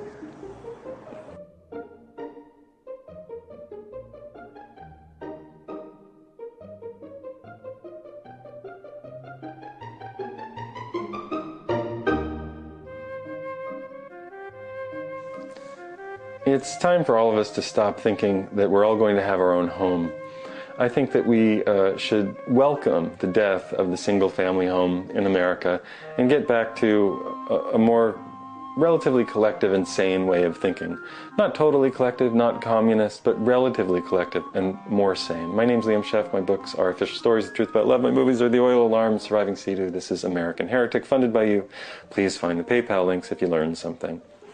Forever and ever and ever and ever, in towns and villages and hamlets across Europe, Asia, Africa, South America, North America, Canadian America, Australia America, every other America that exists, people lived in groups. People didn't live in single-family homes. They didn't have cars, shiny metal boxes that they pulled up in the driveway at the end of the day so they could just binge on House of Cards on Netflix because they're so depressed and tired from their job all day long. People lived in groups. You didn't have a refrigerator in your house. You had a hut or a house that you shared with other people. You had a kitchen or an outdoor cooking place that you shared with everybody.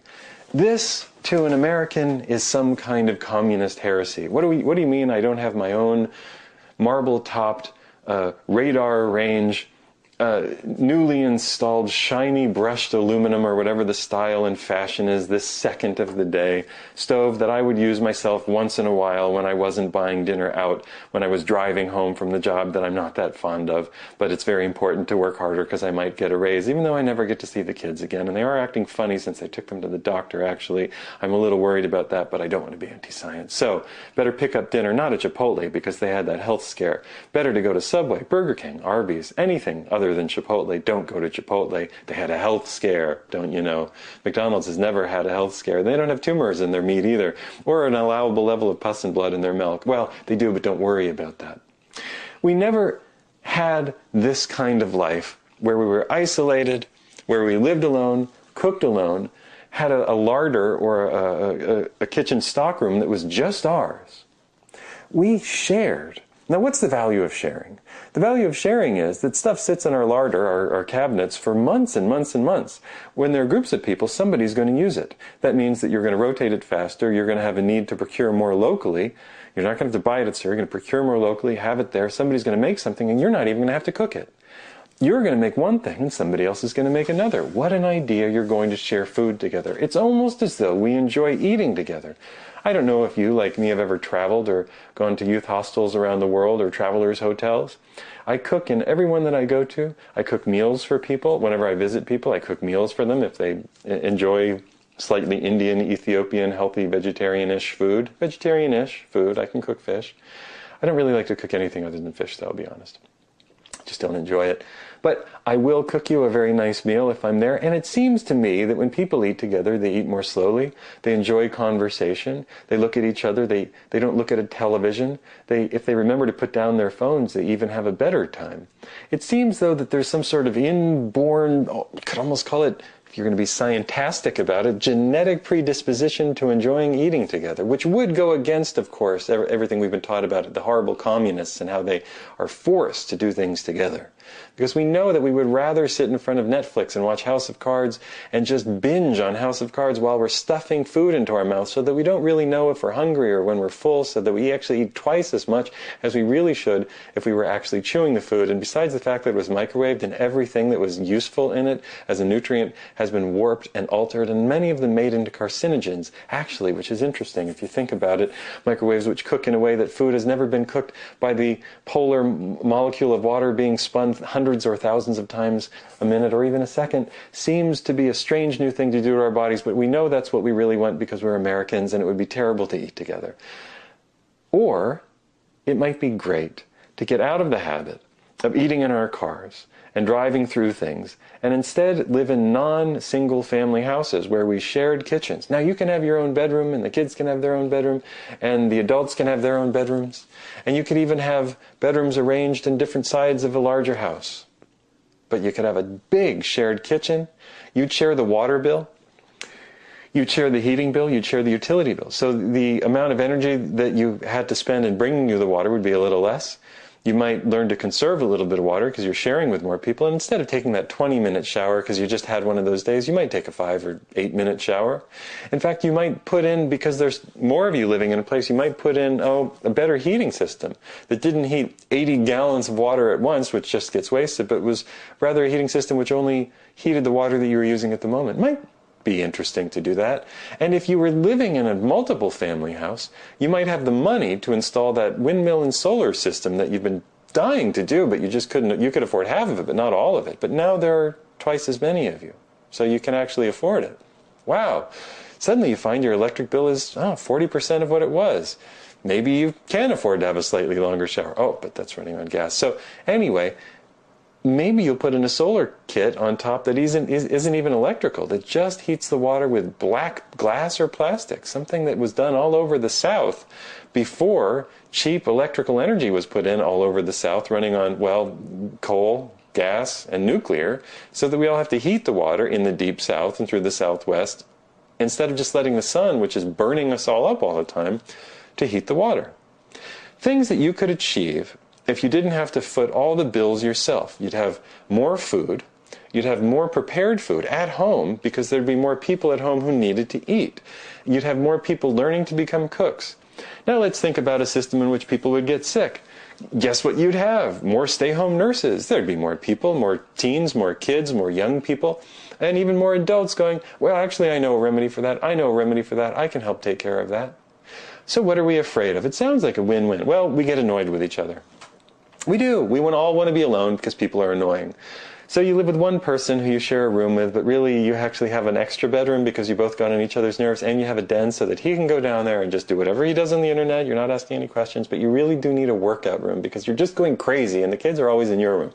So you have an extra workout room, which does make, I think, 4 bedrooms for the two of you now. And you know it would be a terrible inconvenience just to have one big rec room where people got to play things together and blow off steam and have fun.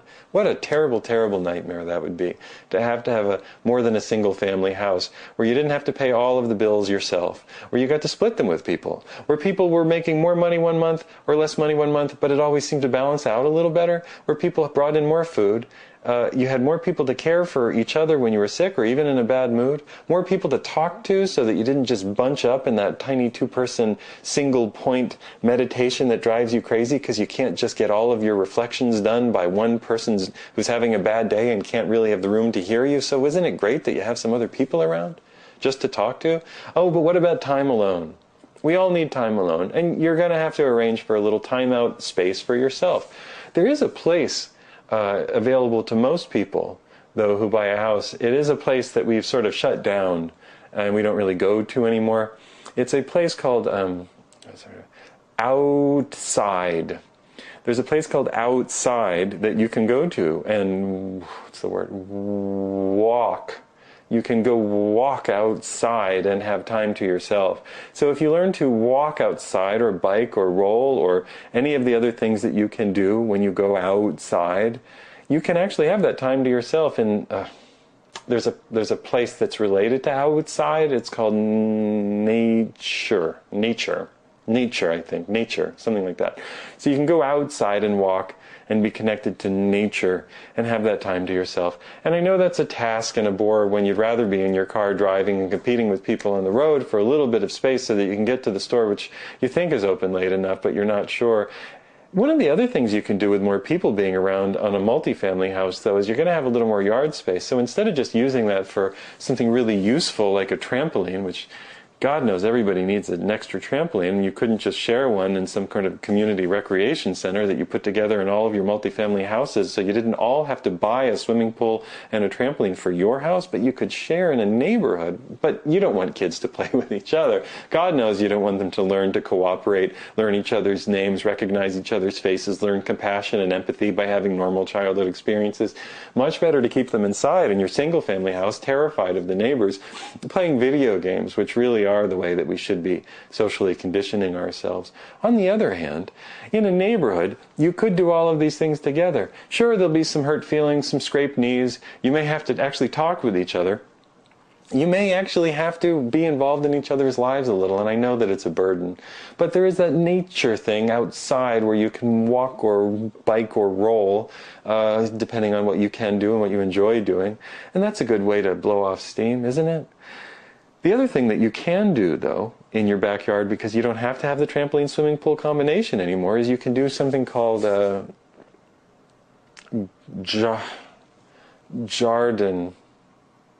gardening, I think, gardening. So you can do this gardening thing, and that makes something called food. Yeah, like food like you eat. It's supposed to come from the store, or the Arby's, or the Hardee's. You definitely don't want to eat at Chipotle. Don't go there. They had a food scare. So you can do all of this stuff in multifamily homes, in multifamily home neighborhoods. I know. It's probably a little communisty, though, and the homeowners associations might get afraid that you're talking with each other too much and actually developing interpersonal relationships that have meaning and value that sustain you over the course of your life. What's the state going to do? How is the church going to thrive in a multifamily environment where you're not feeling ashamed of yourself for having friends all the time? I don't understand it. I know what I'm saying is definitely wrong for most people. On the other hand, we're all getting more poor. We are not land rich. Our resources are dwindling. Our oil supply is lower. Our coal supply is lower.